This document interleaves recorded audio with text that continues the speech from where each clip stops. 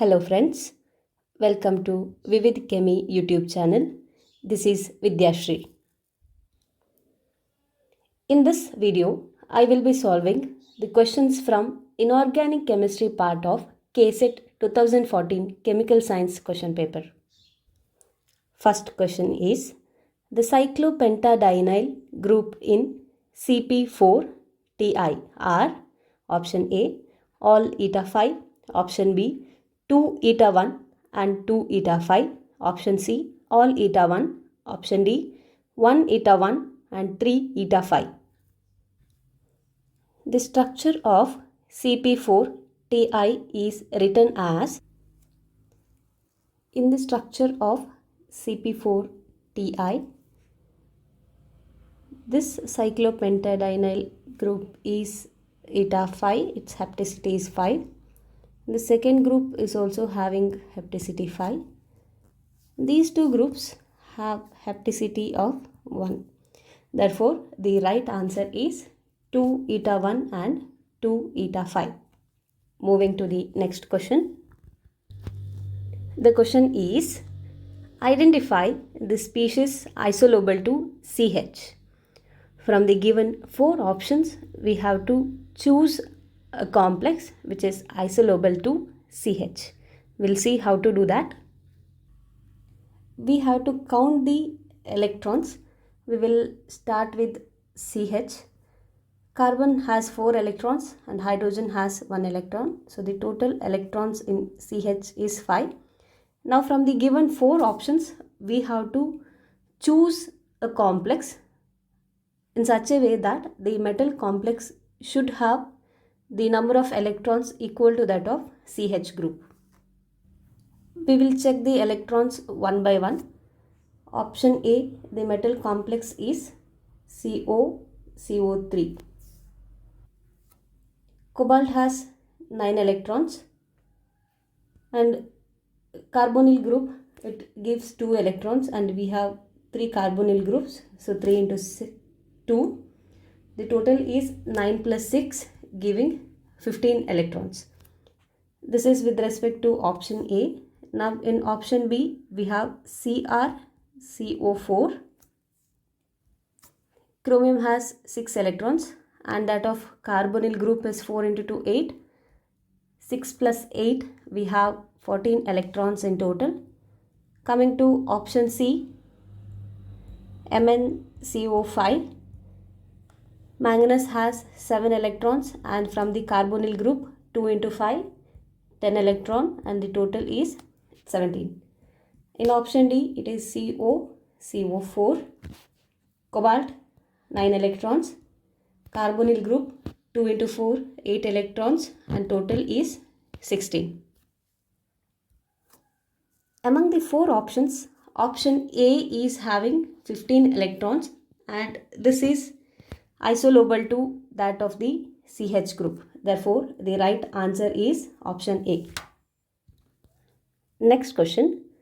The coordination number and geometry of cerium nitrate anion are option A, 6 and octahedral, option B, 12 and icosahedron, option C, 8 and decahedron, option D, 10 and dodecahedron.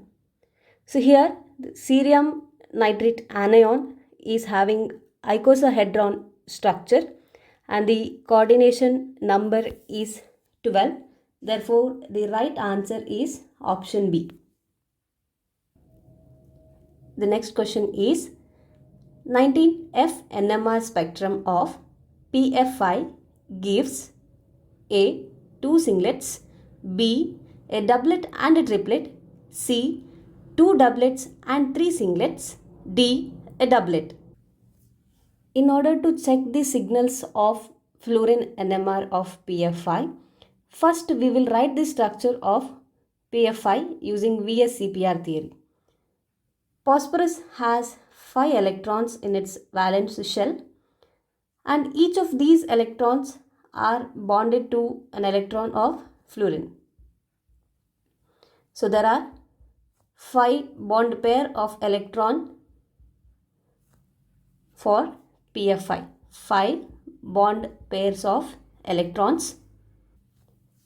5 bonding pair of electrons implies that the geometry is trigonal bipyramidal, because the hybridization is sp3d hybridization and the geometry or the structure is trigonal bipyramidal. So the structure of PF5 can be written like this: 3 fluorine in the equatorial position and 2 of the fluorines in the axial position. By looking into this structure, we can tell that there is a doublet in the F19 NMR of PF5. The next question is, the metal present in carboxy peptidase is option A iron, option B copper, option C zinc, and option D nickel. So the right answer for this particular question is option C zinc. The metal present in carboxy peptidase enzyme is zinc. Next question is, the STYX number of B5H9R. Option A 4012, option B 4120, option C 4210, option D 2410.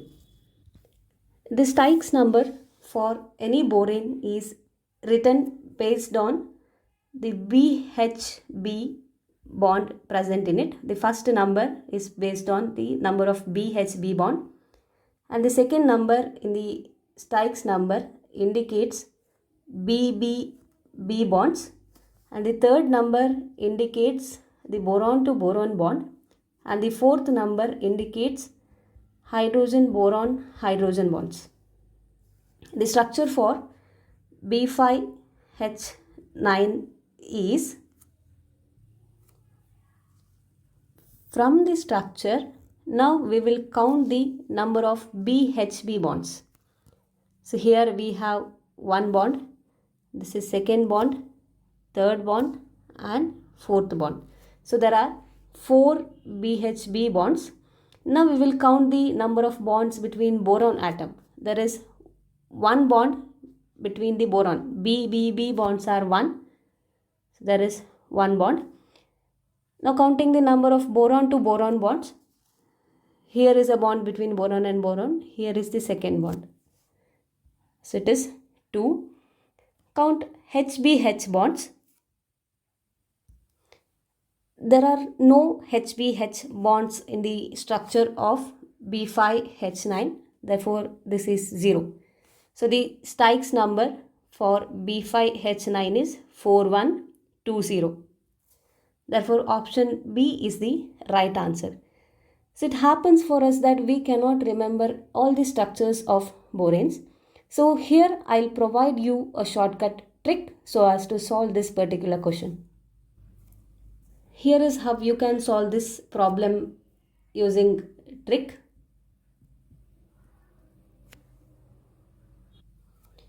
We need to find out STYX code for B5H9.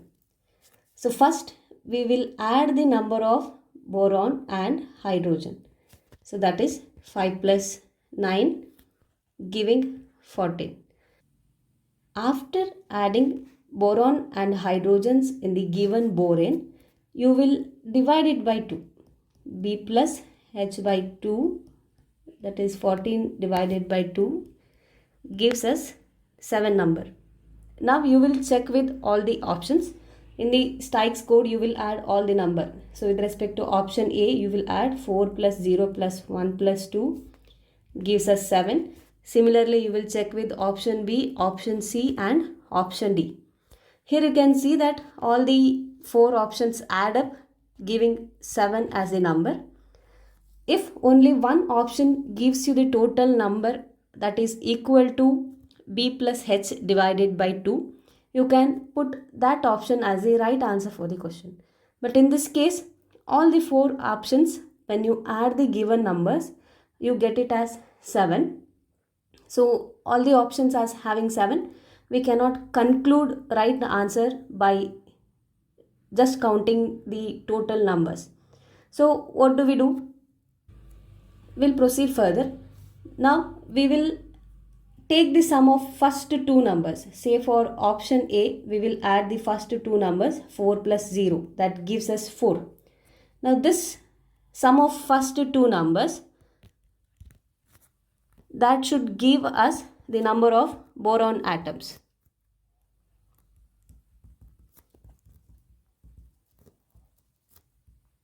Check with all the four options. Option A is giving 4. Option B is 4 plus 1 giving us 5. Option B is 4 plus 2 which is 6. Option D is 2 plus 4 that is also 6. So here you can see that option B, when you add the first two numbers, that gives you the total number of boron atoms. And therefore you can conclude that the right answer is option B. And the STYX number will be 4120. If we are not able to write the STYX number by writing the structure of boron, we can use this method. What we have to do is, we have to add the number of borons and hydrogen. Then you have to divide it by 2. Check with all the four options by adding all the 4 digits of the given number. If you get it as the number of hydrogen and boron added together, that you will mark it as right answer. If all the 4 options gives you the same result, you add first two numbers, that should be equal to the number of boron atoms. Hence here answer is option B, 4120. Next question is, the number of signals expected for CuNH3 2+. Nuclear spin of copper is 3 by 2 and nitrogen is 1. Option A 12, option B 15, option C 30, option D 36. In order to find the signals, we will use the formula 2Ni plus 1. So here the given complex is CuNH3 2+. Spin of copper is given 3 by 2 and spin of nitrogen is given as 1. Since the nitrogen is magnetic nuclei, the hydrogen attached to the nitrogen that do not participate in splitting. Hydrogen do not participate in splitting. Therefore, the splitting is occurred only because of copper as well as nitrogen. So we will apply the formula 2Ni plus 1. Once with respect to copper we have to use the formula, and with respect to nitrogen we have to use. So it is 2 into number of copper atom 1 and its spin is 3 by 2 plus 1 multiplied by 2Ni plus 1 for nitrogen. So it is 2 into the number of nitrogen atom is 1 and its spin is 1 plus 1. Simplifying, 3 plus 1 4 into 2 plus 1 3. So it is 4 3s are 12. There are 12 signals that is expected for the given complex. Therefore, right answer is option A. And the next question is to identify the strongest acid among the given 4 acids in the option. In order to find the strongest acid, we will find the oxidation number for each of these acids given in the options. Oxidation state is directly proportional to acidic strength. Now we will find oxidation state of chlorine in all of these 4 options. Oxidation state of chlorine in option A, it is found out like this. We will consider the oxidation state of chlorine as X, and that of oxygen is -2. This is equal to 0. So the value of X will be +2 - 1. This is equal to 1. Similarly, you can find the oxidation for HClO2. The oxidation state of chlorine is +3, and oxidation state of chlorine in HClO3 is +5, and that of option D, HClO4, it is +7. So if I write all the 4 options in the increasing order of the oxidation state of chlorine, that can be written like this. Among the given four options, option D is having highest oxidation state and it is having highest acidic strength. Therefore, among the given four options, option D is the strongest acid. The next question is, the temperature levels of nuclear reactors are maintained primarily by the use of option A, shielding, option B, moderators, option C, coolants, option D, control rods. In nuclear reactors, the temperature level is maintained primarily by coolants. Therefore, the right answer is option C, coolants. Moving to the next question. When back donation from metal to carbonyl in metal carbonyl increases, then option A, both MC and CO bonds become stronger. Option B, both MC and CO bond lengths becomes shorter. Option C, MC bond becomes stronger and CO bond becomes weaker. Option D, both MC and CO bond lengths become longer. In case of metal carbonyls, the lone pair of electrons on the carbon are donated to the vacant d orbitals of metal to form a sigma bond, and the filled electrons in the metal orbitals are back donated to the pi star orbital of the carbon of the carbonyl. Due to this back bonding, the MC bond becomes stronger and the CO bond becomes weaker.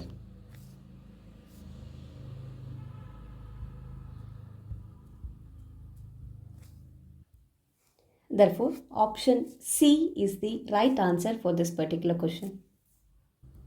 Next question. The oxidation state of iron in methemoglobin is A 3, B 2, C 4 and option D 0. In methemoglobin, iron is present in +3 oxidation state. Therefore, the right answer is option A 3. Next question. Spin orbit coupling is shown by which d electron configuration? So in the options, they have given 4 different d electron configuration and we have to choose an option which is showing spin orbit coupling. For spin orbit coupling to occur, the T2G orbital should be asymmetrically filled. From the 4 options, we will check which of the options has a T2G orbital which is asymmetrically filled. T2G orbital is triply degenerate and EG orbital is doubly degenerated. For option A, T2G is having 6 electrons. We'll fill the electrons in the T2G orbitals and 2 electrons in EG orbital. So if you check this T2G orbital, it is symmetrically filled.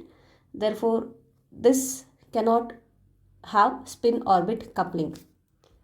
Coming to option B, T2G is having 6 electrons. So this is also symmetrically filled. Option C, T2G is having 4 electrons and there are no electrons in EG orbital. So we will fill up the 4 electrons.